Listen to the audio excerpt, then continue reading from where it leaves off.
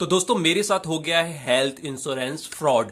और ये फ्रॉड किसी और ने नहीं किया, कंपनी ने किया है। कैसे किया है और अगर आपके पास हेल्थ इंश्योरेंस है तो आपको क्या क्या चीजें पहले से तैयार रखनी चाहिए, ध्यान रखनी चाहिए, ताकि जो आपका क्लेम है वो कभी रिजेक्ट ना हो, कभी आपको हॉस्पिटल जाने की जरूरत पड़ जाए तो ऐसा ना पता चले कि आपका ये चीज कवर नहीं है, आपको पैसे मिलने में बहुत ही परेशानी होगी या पैसे नहीं मिल सकते।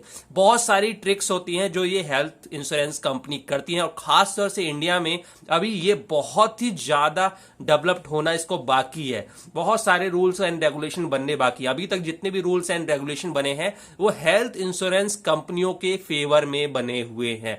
इसीलिए यहां पर फ्रॉड बहुत होता है। किस तरह से आपको बचना है और क्या मेरे साथ हुआ है ये मैं इस वीडियो में बात करूंगा।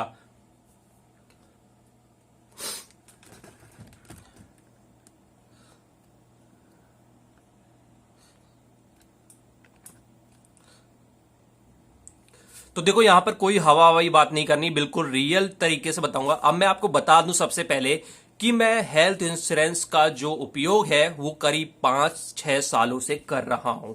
2 बार मैंने हेल्थ इंश्योरेंस अच्छी कंपनियों का कंपनी के थ्रू किया था, यानी मैं जिस कंपनी में नौकरी कर रहा था वहां से मुझे हेल्थ इंश्योरेंस पैकेज मिल गया, जो कि कंपनी बल्क में ये हेल्थ इंश्योरेंस करवाती है। इसीलिए वहां पर जो सेटलमेंट होता है, वहां पर जो कॉल रिसीविंग होता है या आपको स्पेशल एक टीपीए मिलता है, यानी बात करने वाला मैनेजर, वो आपको बहुत अच्छी तरीके से गाइड करता है और बहुत अच्छी तरीके से तुरंत ही सुनवाई करता है, तुरंत ही हेल्प करता है, क्योंकि वो कंपनी ने करोड़ों रुपए का वहां पर बल्क में इंश्योरेंस लिया है। अगर उसका फीडबैक मैंने एचआर को नेगेटिव दे दिया और कई सारे लोगों ने दे दिया तो कंपनी उस हेल्थ इंश्योरेंस को प्लान को बदल भी देगी, दूसरी कंपनी ने चेंज कर दी। इसीलिए वहां सर्विस बहुत अच्छी मिलती है।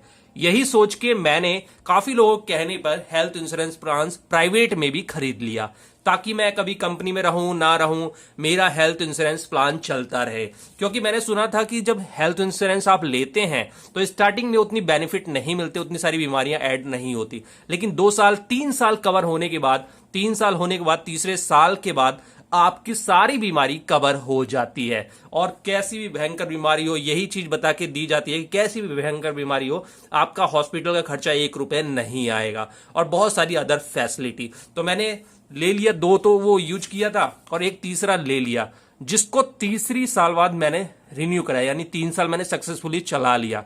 अब दिक्कत क्या आती है वो चीज मैं बात करूंगा। देखो अगर आप इंटरनेट पे हेल्थ इंश्योरेंस प्लान सर्च करोगे तो आपको बहुत सारी कंपनियों के वो आ जाएंगे और बहुत सारी ऐसी वेबसाइट आ जाएगी जो हेल्थ इंश्योरेंस प्लान को मतलब कंपेयर करके बताती है कि एक दूसरे से कितने अच्छे हैं, यहां पर क्लेम कितनी जल्दी मिलता है, कितने लोगों का क्लेम सेटलमेंट हुआ है। जितनी भी सारी चीजें देखेंगे वो पॉजिटिव और कंपनियों के फेवर में होंगी, आपको भी काफी अच्छा अच्छा लगेगा। लेकिन अगर आप उनकी तहकीकात करने लगोगे, जैसे कि यूट्यूब पे आ जाओ और सर्च करो health insurance company fraud, health insurance claim rejected, claim not settled, company deny to giving money, तो बहुत सारी वीडियो आ जाएंगी और बहुत सारे ऐसे लोग आ जाएंगे जो खुद भुक्तभोगी हैं, जिनको क्लेम नहीं मिला।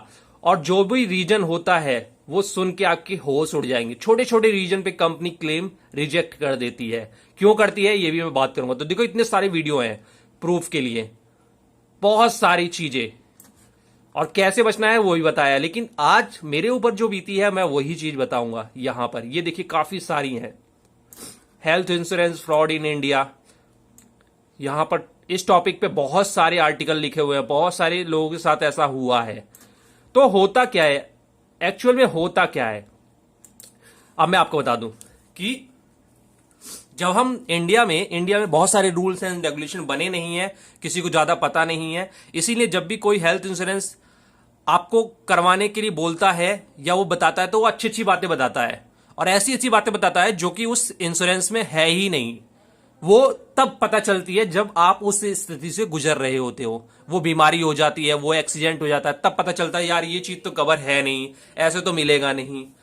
सबसे बड़ी दिक्कत आती है कि आप इंडिविजुअल जो प्लान लेते हो उसमें बहुत सारा डेडिकेटेड कस्टमर केयर नहीं होता। बहुत देर में फोन लगता है और वो लोग भी कहते हैं ठीक है आप अपना इलाज करा लो, बाद में आप कागज हमें भेज देना और हम करा देंगे। अब वो ये नहीं बताते कौन सा कागज, किस तरह का कागज, क्या चीजें, कुछ भी नहीं बताएंगे आपको। ठीक है। और जब आप भेजेंगे ना, वो रिजेक्ट कर देंगे कि ये वाला कागज नहीं लिया, या इस तरह के हॉस्पिटल में चले गए, या ये वाली बीमारी कवर नहीं होती, या ऐसे इलाज कवर नहीं होता। बहुत सारे तरीके के फ्रॉड बताएंगे आपको, और तब तक आपके पास फ्रॉड हो चुका होगा। अगर आपको इलाज की कोई जरूरत है तो आप उससे पूछेंगे या किसी हॉस्पिटल में जाके अपना इलाज कराएंगे। आपके साथ कोई टूट फूट हो गई, कोई एक्सीडेंट हो गया, कुछ बीमारी निकल आई, तो आप उसकी बातों का वेट करेंगे 15-15 दिनों तक कि हम मेल कर रहे हैं, तो हम अपने बॉस से बात कर रहे हैं, तो ऊपर से जवाब नहीं आया, नीचे से जवाब नहीं आया। आप उसका इंतजार नहीं करेंगे ना, आप सीधा हॉस्पिटल में जाकर अपना इलाज कराएंगे, और बाद में जब आप कागज भेजेंगे तो वो अधूरे कागज बता के रिजेक्ट कर देंगे। इनके पास रिजेक्शन के बहुत सारे ऑप्शन होते हैं, बहुत सारे। वो सारी चीजें आपको बाद में पता चलेंगी जब उस तरह की बीमारियों से आप जूझोगे, या उस तरह के एक्सीडेंट से आप जूझोगे। तो मैं आपको कहना चाहता हूं कि जब भी हेल्थ इंश्योरेंस ले तो कंपनी का अगर मिलता है, कंपनी की थ्रू मिलता है, जिस कंपनी में काम करते हैं, तो बहुत ही ज्यादा अच्छा है, क्योंकि कंपनियों का फोर्स रहता है, कंपनियों का दबाव रहता है, और वो बहुत अच्छा काम करते हैं। लेकिन इंडिविजुअल रूप से हेल्थ इंश्योरेंस लेने पे आधे लोगों को पता ही नहीं होता किस तरह से क्लेम करना है, कौन कौन सी चीजें हैं, क्या क्या चीजें करनी है।